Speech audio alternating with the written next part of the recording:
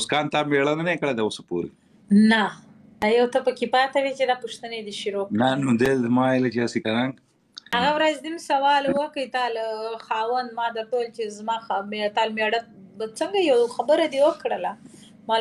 ما به داسې میړه چې هغه به ماته کار کوي د کور کار به راته کوي ماته به ناشته تیاروي زما خیال به ساتي ستا خو چې دغه بوتاوه تیارېږي نو هغې به ځان زما مور زما خیال ساتلی سي باید چې ما د مور خیال ساتلی یو سپین سر یې د دا ټیم ما خیال ساتلی خو هغه اوس هم زه دا د غټه یم بیا هم زما خیال ساتي لکه زه چې وړه ماشومه یم دومره ناز راکوي د مور نازولې لور یم په لسو بچو کې یې واحده یو زه نازولې یم کوچنۍ لور یې یم ماشاءالله صاحب ویم دومره اوس په دا تاله دغه خاوند مونږ چېرته ګورو چې دومره بوتاوي به تیاری سهار او ماښام او دا خو نازولې به مې ساتي زما خیال به ساتي لکه څنګه چې زما مور ما ګرانۍ دا رقم به ما نازوي جنګ منګې نه جاهله نه چې جهالت به کوي درزو نه هغه خاوند چې ما کوي کلي کې مې ورونه ډېر راته وایي ډېرې رښتې راسي د خپلوانو خاندان والا ځایم نه داسې څوک شته قربان دې شم دا چې کومه خبرې کوي داسې څوک په یوروپ کې ملاویږي د هغو سوچونه بدل سوي لکان سامي خو بس داسې وي چې زموږ ریت و رواج سخت دی ستاسې زموږ رواج ډېر جلا دی ته نامه په زر خنداګانې دې سټارټ کړي دي خاص هم ستاسې د پنجابیانو ماما ته ډېر لیټ راځي تاسې نه مایند کوئ چې زموږ کوم رواج دی ماما صحیح موږ خو ګوره سخت خلک یو من پرست خلک یو مهمان نواز خلک یو عزتدار خلک یو چې میلمه کور ته راسي دا رقم یې ساتو لکه ګل چې لس ورځې هغه زموږ سره وي چا یوه میاشت چا یو کال موږ د میلمه خیال ساتو هغه به زما د میلمنو خیال ساتي خو که زما د سیمې څه و بیا نه کوم کار په باندې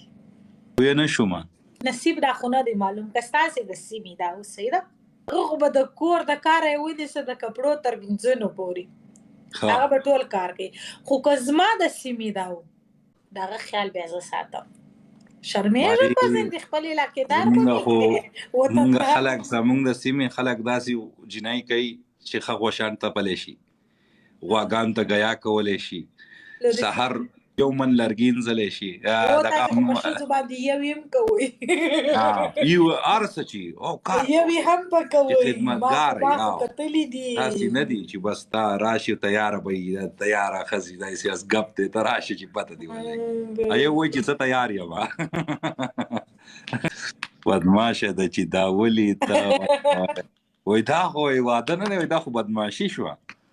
خود بدماشي د 300 نه زه د ریل بدماشه یم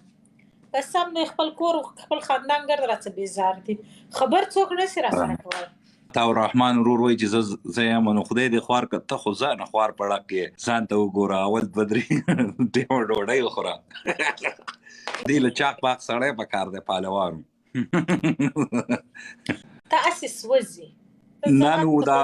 ولور ملور څه حساب دی دا څومره اخلئ تاسو بیا ولور موږ نه اخو ولې اوس په دا کې ته ډروي وایي چې ولور وانخلې